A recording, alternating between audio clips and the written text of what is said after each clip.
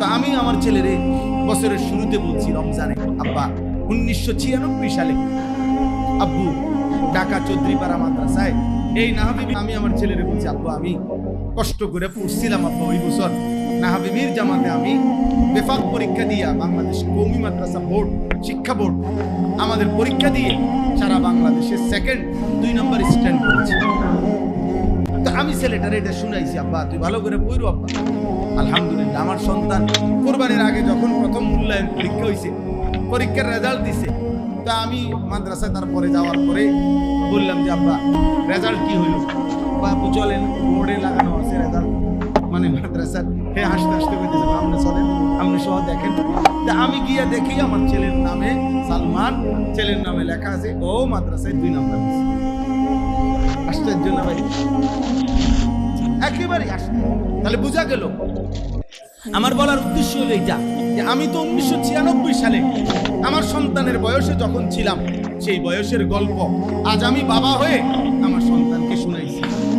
আমার আব্বা তোমরা এই ছেলেগুলো, একটা ছেলে বলো আজকে 16 বছরে 14 বছরে 20 বছরে 24 ঘন্টায় 365 দিনে একদিনও যে 5 ওয়াক্ত নামাজ পড়লা না, ফজরের নামাজ পড়লা না, রাত ভর দিন ভর যারা মোবাইলের উলঙ্গ ছবি দেখো, নারী দেখো, হারাম জিনা ব্যভিচারের দৃশ্য দেখো, তোমার মতো হাইওয়ান তুমি তোমার পরবর্তী ঠিক হুবহু আগামী সন্তান যখন আল্লাহ চাহে তো তোমার সন্তান হবে 14 বছর, তুমি তারে কি বলবে? আমি তো বলছি আমার ছেলেকে যে আব্বা আমি নাহাবিমির জামাতে পড়ছিলাম 96 সালে, আমি সেকেন্ড হয়েছি সারা বাংলাদেশে, আব্বু কষ্ট করে পড়ছিলাম আব্বা তুই ভালো করে পড়ো। তুমি কি বলবা? চরিত্রহীন যুবক ছেলেটা কি বলবে? এই নাফরমান বলবে আব্বা আমি তোর সেই বাপ 14 বছর বয়সে তোর মতো থাকতে আমি 24 ঘন্টা রাত ভর মোবাইলে উলঙ্গ ছবি। নাই তো বলো তুমি নাফরমান কি বলবা? তোমার কথা বলেন না। আমি তোমার সেই বাপ যেই বাপ জীবনে কোনোদিন 365 দিনে এক বছরে কোনোদিন আমি এমন নিকৃষ্ট নাফরমান, আমি এমন হাইওয়ান যে আমি জীবনে কোনোদিন এক বছরে ফজরের নামাজ পড়ি।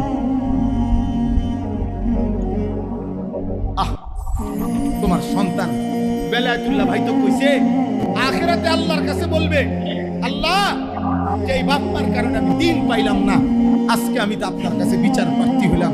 আরে আমার তো মনে হয় এমন সন্তান, যে সন্তান শুনবে বড় হইয়া যে আমার আব্বা আমার বয়সী থাকতে নারী দেখতো, ছবি দেখতো, উলঙ্গ দৃশ্য দেখতো, আল্লাহকে সেজদা দিত না, তো ওই সন্তান যদি ইমানদার হয় তোর মতো বাপের কপালে থুতু মারবে। তোর মতো বাপ তোর দুনিয়াতে থুতু দিবে না, আখিরাতে তো পরে বলবে তোর মতো বাপ আমার বাপ হওয়ার কলম। হাদিস শুনবেন আপনি, ছেলেরা শুনবা বাবা? হযরত ওমর রাদিয়াল্লাহু তাআলা, আমার কাছে কিতাব আছে আরবি কিতাব আল হাদিউন নববী ফি তারবিয়াতিল আওলাদ, ওই কিতাবের মধ্যে আছে হযরত ওমরের জামানায় এক বাবা তার ছেলের ব্যাপারে উপযুক্ত ছেলের বিরুদ্ধে ওমরের কাছে অভিযোগ দিয়েছে, আমিরুল মুমিনিন আমার সন্তান আমার কথা শুনে না। হযরত ওমর ছেলেকে ডাকছে, ছেলেকে ডাইকা ইনা এরপরে জিজ্ঞেস করছে তুমি তোমার বাবার নাফরমানি করো কেন, কথা শুনো না কেন, তুমি তোমার বাবার হক আদায় করো না কেন? পরিষ্কার হাদিসে আছে। ওই ছেলেটা ওমর রাদিয়াল্লাহু তাআলা নুকে বললেন আমিরুল মুমিনিন আমার আব্বাকে একটু এখন জিজ্ঞেস করেন এখানে আপনার সামনে যে আমার বাবার যেমন হক আছে আমার উপরে, আমার কোনো হক ছিল কিনা আমার বাপের উপরে, এটা বলেন। আমনে ওমর রাদিয়াল্লাহু তাআলা বলছে হ্যাঁ তোমারও হক আছে তোমার বাপের উপরে। তো ছেলেটা বলল আমার কি হক ছিল আমার বাপের উপরে কোন?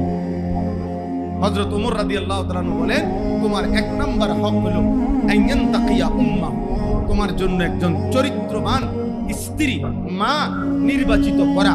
যেহেতু সে জানে স্ত্রী মানে শুধু রাত কাটানো না, স্ত্রী মানে শুধু মেলামেশা না, স্ত্রী মানেই হলো আগামী দিনে সন্তান আসবে। তাইলে তোমার জন্য একজন পবিত্র মা, নেককার চরিত্রবান পর্দানসীন মা নির্বাচন করা, এটা তোমার হক। কার হক? বাচ্চার হক। কার নিকট? বাবার নিকট।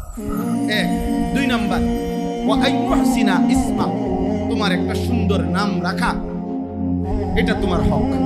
3 নাম্বার, একটা কসম, আল্লাহ পরিষ্কার আয়াত, আরে হাদিসের আলফাজ, উমর রাদিয়াল্লাহু তাআলা বলেছে 3 নাম্বার তোমার হক হলো আইয়ুআল্লিমাহুল কুরআন, তাকে কোরআন শেখানো, তাকে দ্বীন শেখানো, তাকে আল্লাহ চিনানো, এটা তোমার হক।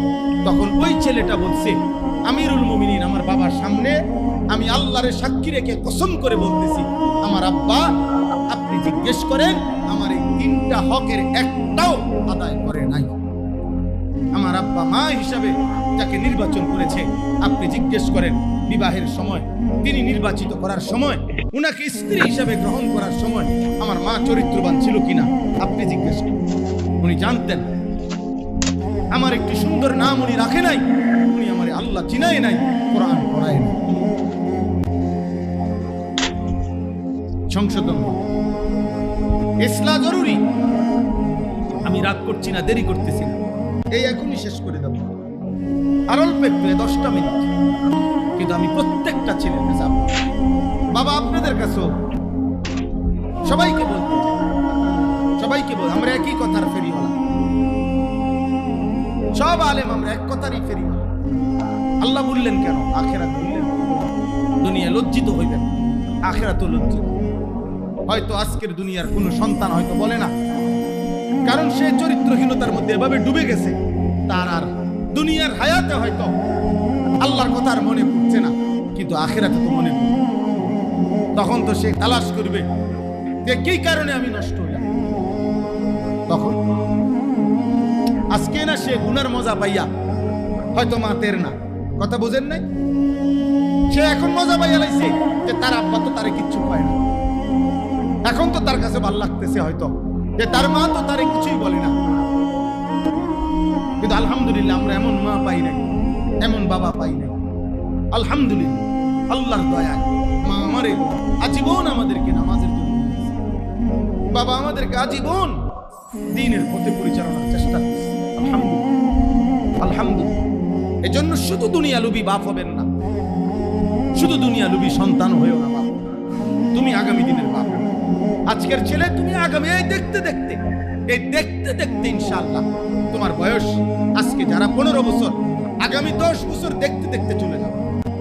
আল্লাহ চাহে তো 25 থেকে 30 বছরের ভিতরে, আল্লাহ চাহে তো ইনশাআল্লাহ তুমি বিবাহ করবে।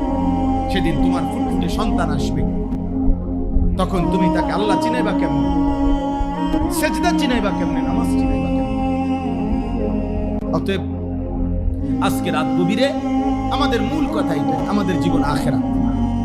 আমাদের জীবন কি বলেন না ছেলেরা, বলো না ভাই, আমাদের জীবন কি? আখিরাত। আমরা আখিরাতের জীবন। নবীজি বলেছেন, কুনু আবনা আল আখিরাহ ওয়ালা তাকুনু আবনা আদ দুনিয়া। আমার উম্মত আখিরাতের সন্তান হও, দুনিয়ার সন্তান হও। অর্থাৎ হাদিসের ব্যাখ্যা হলো, তোমাকে যেন আখিরাতের পরিচয় পরিচিত করে দুনিয়ার পর। শুধু ডাক্তার হইও না, শুধু ইঞ্জিনিয়ার, শুধু চাকরিজীবী, শুধু ব্যবসায়ী, শুধু বিদেশি, শুধু পয়সাওয়ালা, শুধু বাড়িওয়ালা, শুধু সিএনজিওয়ালা, এরকম না। বরং তোমার নামে পরিচয় যেন হয় লোকটা মুত্তাকি, লোকটা নামাজি, লোকটা সেজদাওয়ালা, লোকটা দানশীল, লোকটা চরিত্রবান, লোকটা 5 ওয়াক্ত নামাজ আদায় করে, লোকটা আদব কায়দাওয়ালা। এগুলো সব কিসের পরিচয়? আখিরাতের পরিচয়। এগুলা কিসের পরিচয় বলেন না? আখিরাতের পরিচয়। তাহলে তুমি বলো আব্বা, তোমরা যাদের চুল বড় বেঈমান মুশরিকের মতো, তোমার কি পরিচয়? তোমরা যারা বেনামাজি, তোমার কি পরিচয়? আব্বা বলো, তোমরা নারী দেখতে দেখতে উলঙ্গ ছবি আর নাচ গান কত দেখবা, কি ফায়দা এটা? কতক্ষণ দেখবা, কি লাভ হবে? অশ্লীল ছবি দেখে কি করবা তুমি? এত নারী দিয়া, এত মহিলা দিয়া তুমি করবা কি বাবা? বলো। আমরা তো মানুষ, আমাদের তো দুনিয়ার লক্ষ্য উদ্দেশ্য অনেক। আমরা তো শুধু নারীর জন্য পৃথিবীতে আসি, শুধু নারীর জন্য আসি। আমরা শুধু খেলা তামাশার জন্য। এই যে যারা খেলোয়াড়, তারা তো বিদায় নিয়ে গেল, খেলা তো শেষ হয়ে গেল, খেলা তো শেষ হলো, সবাই তো সবার মতো চলে গেল, সারা পৃথিবীতে খেলা তো শেষ হয়ে গেল এই বিশ্বকাপ।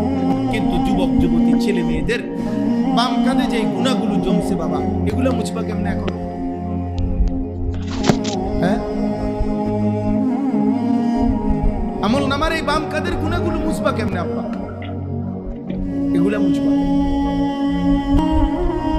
বল। এমন বলা আল্লাহকে কেমনে বলে, কেমনে বলে? প্রতিনিয়ত যার আল্লাহ তাআলা ইবরতের জন্য আমাদের সামনে প্রতিনিয়ত মানুষের মৃত্যু ঘটে, প্রতিনিয়ত লাশ, জানাজা, দাফন, অ্যাক্সিডেন্ট, বিপদ, মুসিবত, অসুস্থতা, পেরেশানি চারিদিকে আমরা কিছুদিনের মধ্যে পরপরে শুনি। তাইলে এরপরেও যার আল্লাহর কথা মনে পড়ে না, আখিরাতের মনে পড়ে না, তার আসলে হৃদয় বলতে কিছু পশু, এটা জন্তু জানোয়ার হয়ে গেছে। আল্লাহ আমাদেরকে হেফাজত, আল্লাহ আমাদেরকে হেফাজত। তাহলে আমি বললাম প্রত্যেকটা ছেলের কাছে, বাবা আপনাদের কাছে, একা চইলেন, নিজের বুদ্ধিতে চইলেন, পারতেন না। এই আপনার একা বুদ্ধিতে চললে শয়তান আপনার সারাক্ষণ দুনিয়া বুঝাবে। আপনি অবশ্যই ছেলেরা তোমরাও শুধু হঠাৎ আবেগ না, বরং একজন আলেমে দ্বীনের সাথে নিজেকে জুড়ো। সবাই চিনতে হবে জরুরি। তোমার এলাকার একজন আলেম, ভালো দিনদার মুত্তাকি আলেমের সাথে তুমি পরিচয় করো, কইরা মাঝে মধ্যে হুজুরের কাছে আসা যাওয়া করবা, সালাম কালাম দিবা, হুজুর আমারে দুইটা ভালো কথা বলে দেন, একটা নসিহত করে দেন। আজকে ফিরাই দিল, কালকে ফিরাই দিল, আল্লাহর কথা দেখবা, শুনতে শুনতে একদিন তোমার কলিজায় লাগবে। আল্লাহ কোরআনে বলছে, ওয়াহদি ইলাইহি মান ইউনীব, যে বান্দা আমি আল্লাহর দিকে একটু ঝুঁকে মনোযোগী হয়, আগ্রহী হয়, খোদার কসম আল্লাহ কোরআনে বলছে আমি আল্লাহই তাকে হেদায়েত দিয়ে থাকি। আমি একটু আগ্রহ দেখতে চাই বান্দা, আমি একটু ভালোবাসা চাই, আমি আল্লাহ একটু চোখের পানি চাই, আমি আল্লাহ তাআলা একটু তওবা চাই, আমি আল্লাহ তাআলা একটু আহাজারি চাই। আমার বান্দা কোন রাত যদি আসমান পর্যন্ত গুনাহ নিয়েও আমার বান্দা যদি আমার কাছে কোনো এক রাতে চোখের পানি ফেলে মাফ চায়, আমি এক রাতেই মাফ করি। আদম আলাইহিস সালাম, আম্মাজান হাওয়া আলাইহিমাস সালাম, কেন আল্লাহ তাআলা উনাদেরকে দিয়ে ভুল করালেন?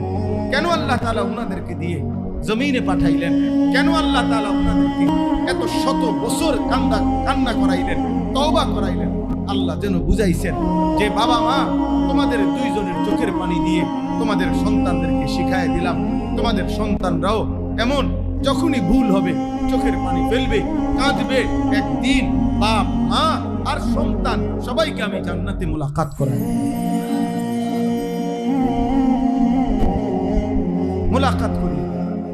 সেদিন অনেক আনন্দ, সেদিন অনেক আনন্দ হবে। দুনিয়া কেউ বেশি ভোগ করে না, দুনিয়া কেউ বেশি ভোগ করে না। কারো রাত আলাদা না, প্রত্যেকের রাত সমান সমান, প্রত্যেকের দিন সমান সমান।